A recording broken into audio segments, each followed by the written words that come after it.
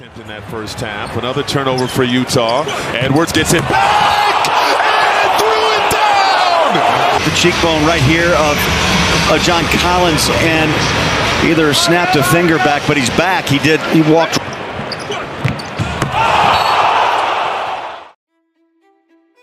Hindi madaling makilala sa NBA, pero pambihira ang 22 years old na si Ant-Man dahil ito ay naikukumpara pa kay MJ. At sa 4 na taon pa lang niya naglalaro sa Minnesota, mabilis ang pag-arangkada ng kanyang karera. At siya na nga ngayon ang isa sa pinaka-iniidolo at kinakatakutang manlalaro sa liga. Ito nga ang tipong manlalarong namamahiya ng depensa at tulad ni Jordan, punong-puno din ito ng angas at karisma. At si Ant-Man na nga ngayon ang kinikilalang muka sa NBA. Pero bago siya makarating sa pagiging elite na basketballista, hindi madali ang daang tinahak niya.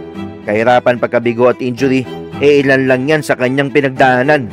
Kaya ipapakilala ko sa inyo si Ant-Man, ang manlalarong nangarap noon maging football player, pero ngayon may tsansa na mapabilang maging NBA Hall of Famer. Anthony Edwards, ipinanganak noong April 5, 2001 sa Atlanta, Georgia, USA.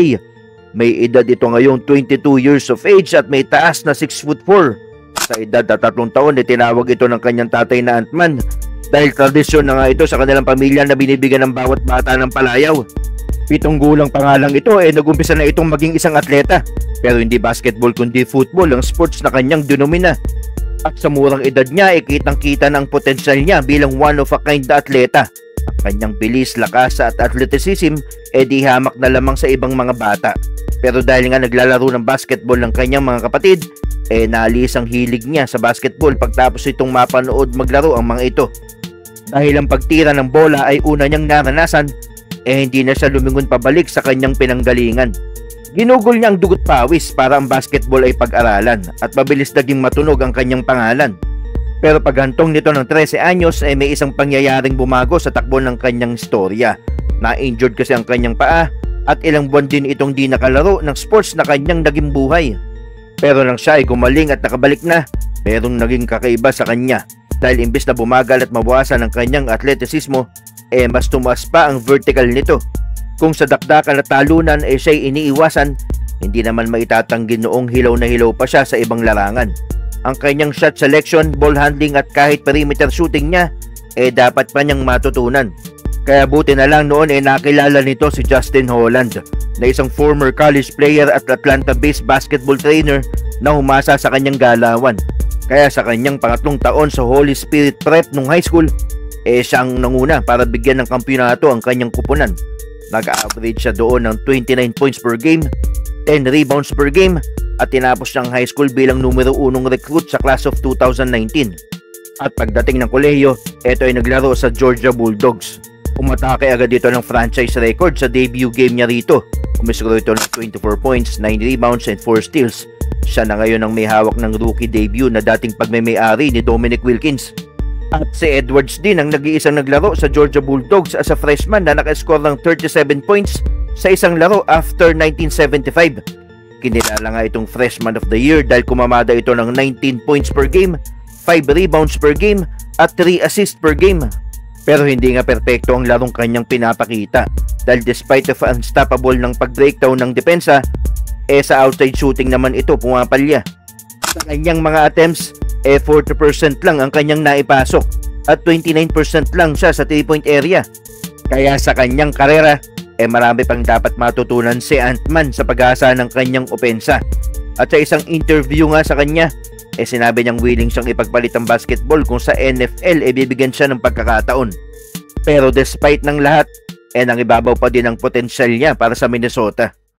Kaya nang dumating ang 2020 NBA Draft, si Ant-Man ang napili ng Minnesota para sa first overall pick ng first round. At nang mag-umpisa ang 2021 season, mabilis pinatunayan ni Ant na hindi nagkamali ang kanyang prangkisa sa pagkuha sa kanya. Dahil kahit bilang isang rookie, wala siyang sinantong depensa na kahit sino pang humarang sa kanya. Kaya easy lang noon ang naging play ng Minnesota. Ibigay ang bola kay Ant at hayaan siyang magluto ng kanyang opensa. Edwards. Oh, what a move by Anthony Edwards!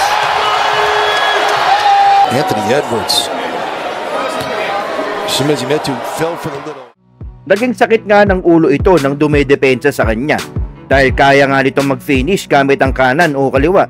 At ang kanyang jump shot nga din ang naging malaking asset ng kanilang sistema. Step back or catch and shoot, walang problema yun sa kanya.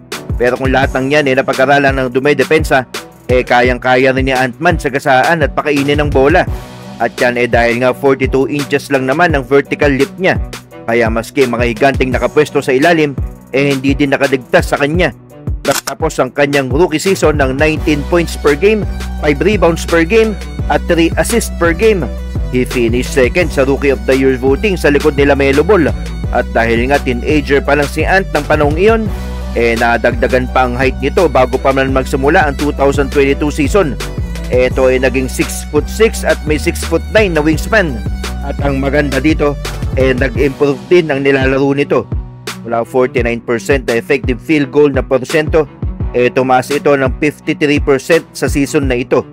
Umaverage ito ng 21 points per game, 5 rebounds per game, at 4 assists per game. Pero ang pinaka-importante bukod sa kanyang magandang numero ang kanyang leadership para sa Minnesota, ang kanyang pinakamalaking ambag dito. Dahil nga kay Ant nakatungtong ang kanyang prangkisa sa postseason for the first time sa 4 na taon at ang pangalawang beses lang since 2004. At sa kanyang playoff debut kontra Memphis, umiskor ito ng 36 points na sinamahan pa ng 6 assists. Kaya kahit natalo sila sa sering ito, ang performance naman ni Ant dito ang nangibabaw sa opensa. Averaging 25 points per game, converting 46% ng kanyang attempt sa 3-point area. Kaya nang natapos ang sering ito, napag-isip ang kanilang prangkisa na kailangan nilang patibayin lalo ang kanilang sistema na si Ant-Man ang nasa gitna. At nang nagbalanse sila ng lineup, si Gobert ang una nilang kinuha. Kaya ngayon meron ng katulong si Edwards sa depensa. At maski siya ang pinakabata sa kupunan, siya ang tinitingilang leader ng prangkisa. Inside and outside ng court, hindi siya pumalya sa pag-motivate ng kanyang mga kasama. Tulad ni Jordan na ginawa niya sa kabuuan ng kanyang karera. At sa third season ni Ant-Man, pinangunahan niya ang kanyang kupunan sa larangan ng eskoran.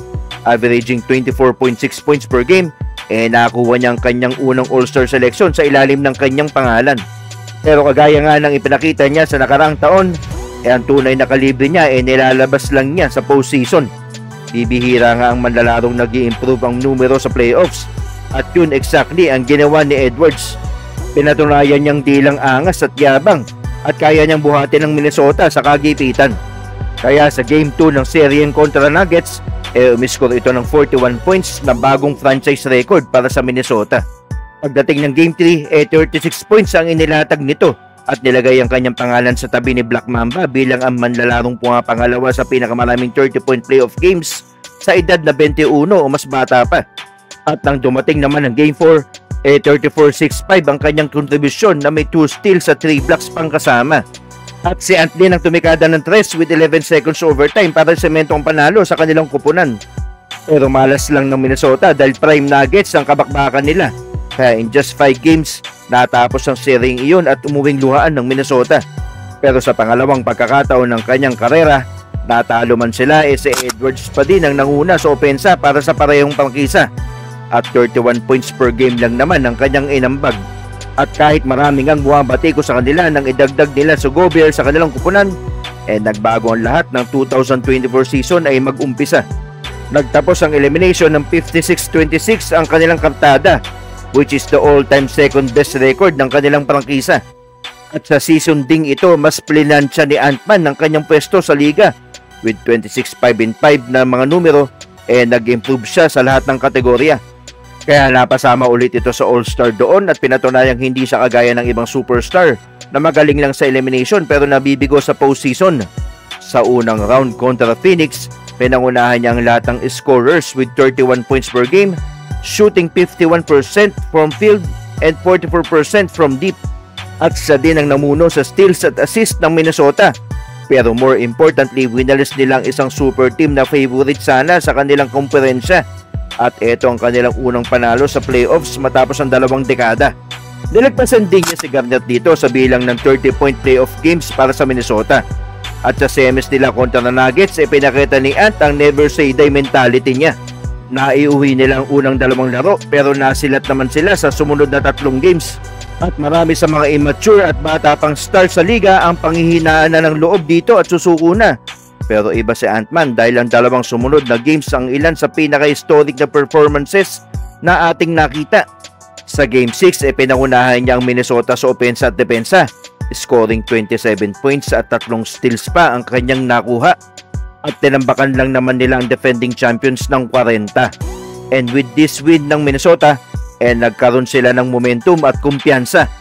Kaya nang dumating ang Game 7, tinapos nila ang semis at tumarangkada sa finals ng kanilang komperensya. Despite natalo sila ng Mavs sa pangunguna ni Luka, tinuring pa ring bayani si Edwards ng kanilang prangkisa. Dahil nga sa pambihirang na ipapakita nito sa kanyang kupunan, sa kasalukuyan hinatak ito para maglaro sa US National Team, dala ang bandila ng Amerika. Naki Ant-Man na nga ang lahat: confidence, skills, leadership, at di mawawala ang kanyang high-flying dunks na madami ang nabiktima.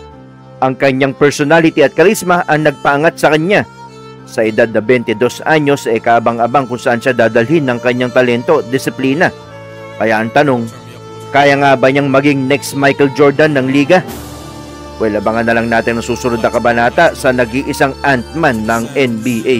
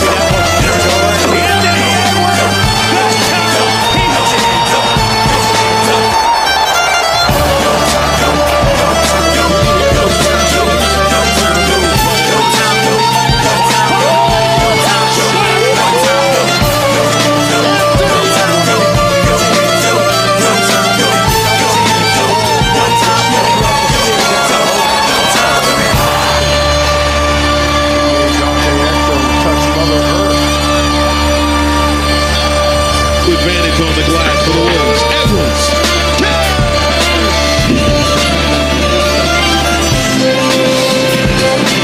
Be one thing when they do it with Team USA. It's just so funny from one.